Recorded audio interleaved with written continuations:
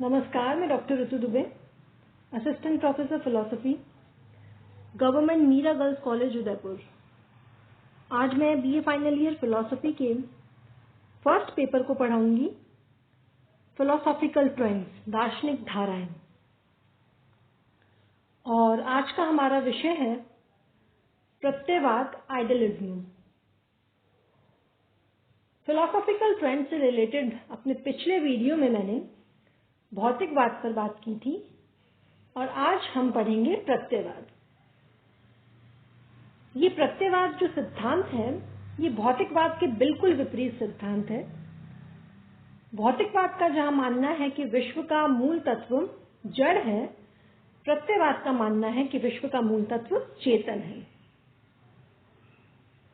ध्यान रहे कि ये जो प्रत्ययवाद है, इसमें प्रत्यय शब्द या इसका जो इंग्लिश शब्द है आइडियलिज्म, उसमें आइडिया शब्द जो है वो चेतन या आत्म तत्व के लिए प्रयुक्त हुआ है।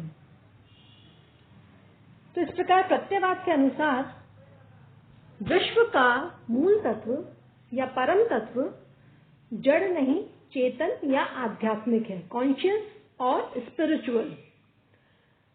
समस्त सृष्टि की आधारभूत सत्ता चेतना, प्रत्यय, आत्मा या मन है। संसार में वस्तुतः जो कुछ है वो चेतना का ही प्रकाश है या उसकी अभिव्यक्ति मात्र है, ऐसा प्रत्ययवाद का मानना है। अब हम देखते हैं कि प्रत्ययवाद की सामान्य विशेषताएं क्या हैं। तो पहली बात तो ये कि प्रत्ययवाद की पहली जो विशेषता है वो ये है कि परम सत्ता वो मन या प्रत्यय है, या यूं कहें कि विश्व का मूल तत्व चेतन स्वरूप या आध्यात्मिक है, जिसकी ही या तो अभिव्यक्ति या फिर उसकी छाया ही ये समस्त विश्व है। दूसरी विशेषता ये है कि प्रत्ययवाद का ये विश्वास है कि आत्मा और ईश्वर की सत्ता है, इसलिए प्राय सभी प्रत्ययवादी ईश्वरवादी हैं।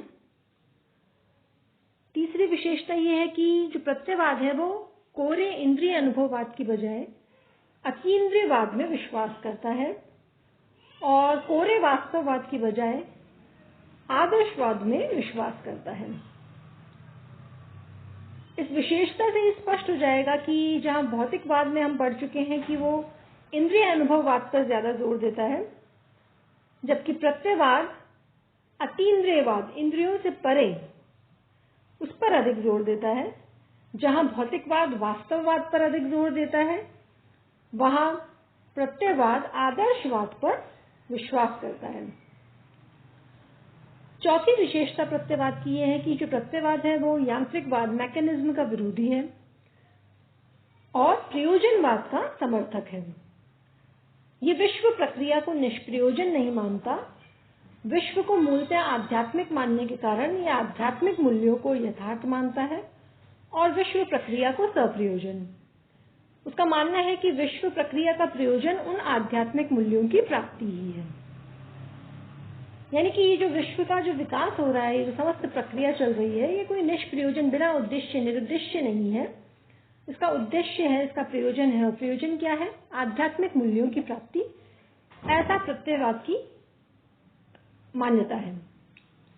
पांचवी बात की जो प्रत्ययवाद है वो अप्रकृतिवादी और अलौकिकवादी है।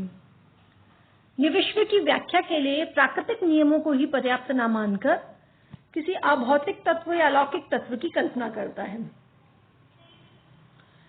यहां पर भी स्पष्ट है कि जहां भौतिकवाद प्राकृतिक नियमों को ही पर्याप्त मानता है विश्व की व्याख्या के लिए, वहां प्रत्ययवाद प्राकृतिक नियमों को ही पर्याप्त न मानकर किसी अभौतिक तत्व की कल्पना करता है। अब हम ये देखते हैं कि जो प्रत्ययवाद के जितने भी समर्थक हैं वो अपने इस सिद्धांत के समर्थन में क्या युक्तियां देते हैं, क्या तर्क देते हैं अपने प्रत्ययवाद को स्थापित करने के लिए। तो सबसे पहली बात तो ये कि प्रत्ययवाद को स्थापित करने के लिए बर्कले का जो तर्क है वो बहुत ही महत्वपूर्ण माना जाता है। बर्कले, जिन्होंने कहा कि जो कुछ भी भौतिक लगता है वो सभी, अगर आप उसका विश्लेषण करेंगे तो वो अंततः आध्यात्मिक ही सिद्ध होता है, यानी चेतन ही सिद्ध होगा। जितनी भी वस्तुएं हैं वो अंततः मन के प्रत्यय ही सिद्ध होती हैं और इसके अतिरिक्त कुछ नहीं। तो पहली तो युक्ति ये हुई। दूसरा इसके समर्थन में कहा जाता है कि हीगल ने विश्व की व्याख्या बोधगम्यता के आधार पर करके प्रत्ययवाद को सिद्ध करने का प्रयास किया है। हीगल के अनुसार वस्तु जगत अपनी संपूर्णता में बुद्धि के द्वारा ही जाना जा सकता है। इस प्रकार विश्व को जब आप बुद्धि के द्वारा ही जान सकते हैं, ऐसा कहते हैं कि ये जो विश्व है ये बोधगम्य है, तो इसका अर्थ ये है कि वह बौद्धिक नियमों के अनुसार ही संचालित है। लेकिन वैसा होने पर वह बौद्धिक या आध्यात्मिक हो जाएगा, क्योंकि जो बौद्धिक नियम होंगे वो बौद्धिक पदार्थ का ही संचालन कर सकते हैं। इसलिए विश्व को बोधगम्य मानने का यह अनिवार्य निष्कर्ष है कि ये जो समस्त विश्व है वो बौद्धिक है। इसलिए विश्व मूलतः भौतिक ना होकर आध्यात्मिक ही है। बौद्धिक कहने से अर्थ है आध्यात्मिक ही है। तीसरी बात, जो प्रयोजनवादी विचारक हुए हैं, उन्होंने विश्व में व्याप्त व्यवस्था और सामंजस्य के आधार पर प्रत्ययवाद को सिद्ध करने का प्रयास किया है। प्रयोजनवादी विचारक वे हैं जो विश्व में एक विश्व प्रक्रिया को सप्रयोजन मानते हैं और वे विश्व में व्यवस्था और सामंजस्य की बात करते हैं। उनका ये कहना है कि विश्व के सभी पदार्थ, सभी घटनाएं विशेष नियमों के अनुकूल घटित हो रही हैं। विश्व की इस व्यवस्था और सामंजस्य की व्याख्या तो तभी हो सकती है जबकि उसके मूल में बुद्धि या चेतन तत्व को स्वीकार कर लिया जाए, क्योंकि अनुभव के द्वारा यही प्रमाणित होता है कि बिना चेतना के ऐसी व्यवस्था और सामंजस्य संभव नहीं है। यानी कि प्रयोजनवादी विचारकों ने विश्व में जो व्यवस्था और सामंजस्य दिखाई देती है उसके कारण के रूप में एक चेतन तत्व की स्थापना करी है कि बिना किसी चेतन तत्व के इतनी व्यवस्था और सामंजस्य कैसे हो सकता है।